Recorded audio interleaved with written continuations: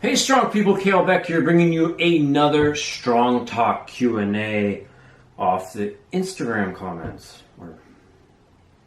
Instagram answers questions. Anyways, first question.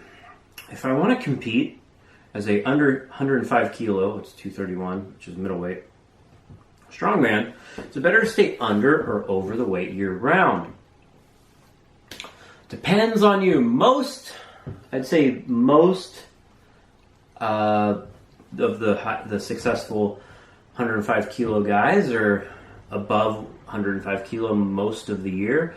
If you're able to train at a higher body weight and furthermore more often in a caloric surplus than you are in a deficit, that's going to fuel your training and allow you to do better training. The problem is when you get too big and it's harder to cut.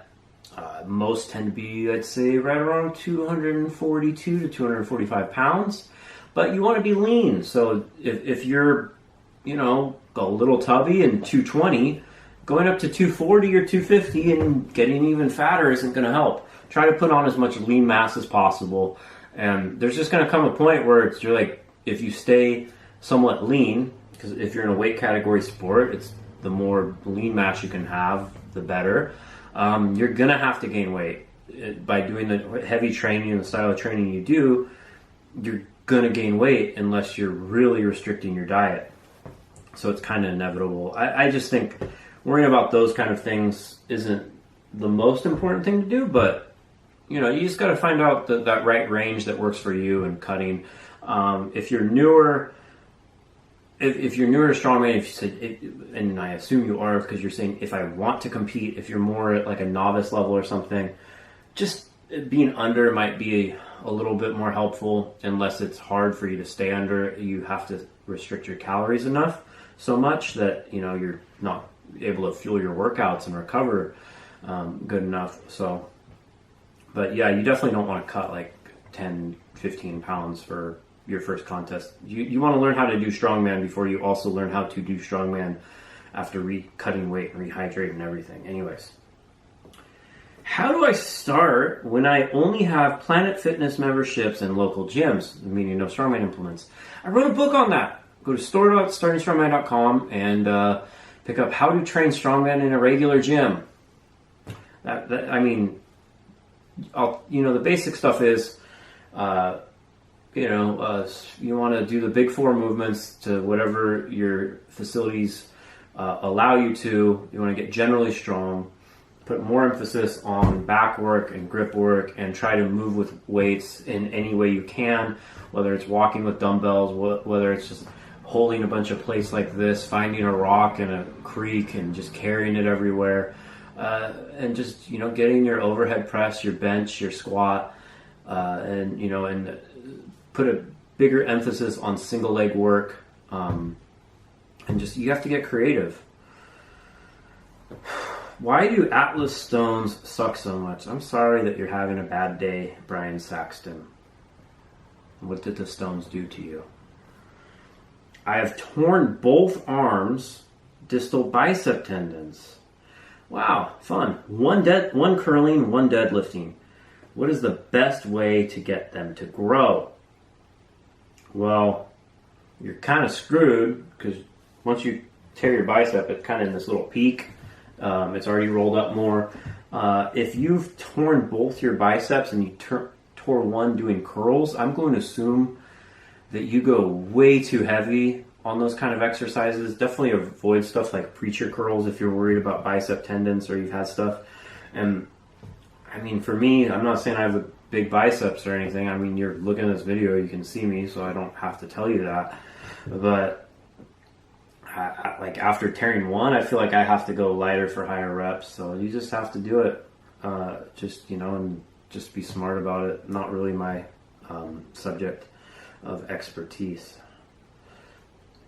Not really my subject. Jesus Christ.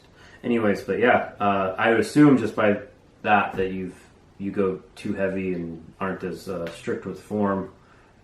So try to be stricter with your form and feel the muscles and go, full range of motion and lighter for a bit and stop beating your body up.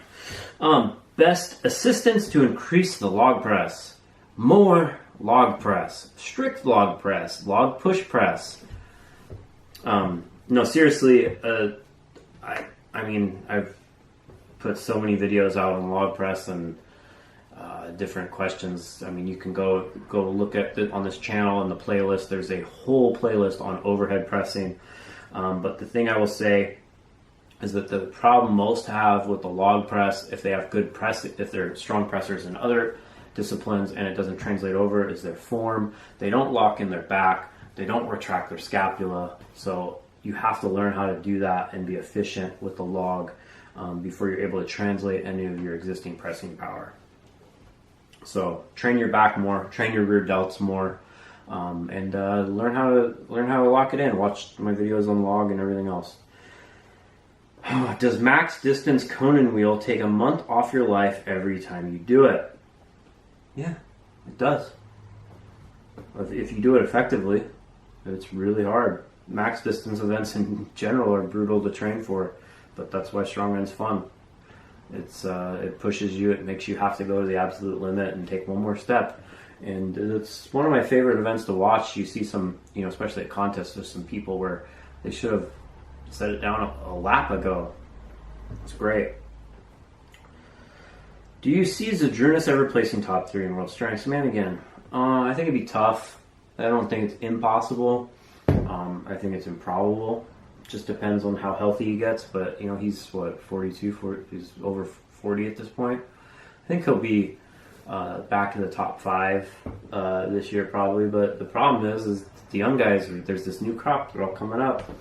The Martins and Kilskowski are getting into they have a nice little rivalry going, which looks, if they just stay healthy and good, I think that's going to be the next 5 years of the sport with those two and, some other people kind of mixing it up in there, along with, everyone just trying to knock Thor off his high horse, and of course Shaw still in the mix. Everyone just trying to nip at Shaw and Thor that are, here and here.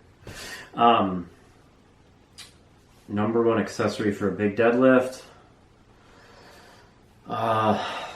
Learning, using your hamstrings, being able to utilize your glutes, not ramping the weight, not hitching the weight, and learning how to take the slack out of the bar off the floor, and then how to stay where the deadlift's going straight up, and you're using your glutes and your hips to finish the lift. I know that I didn't say it was an accessory because that's not how things work. They're movements.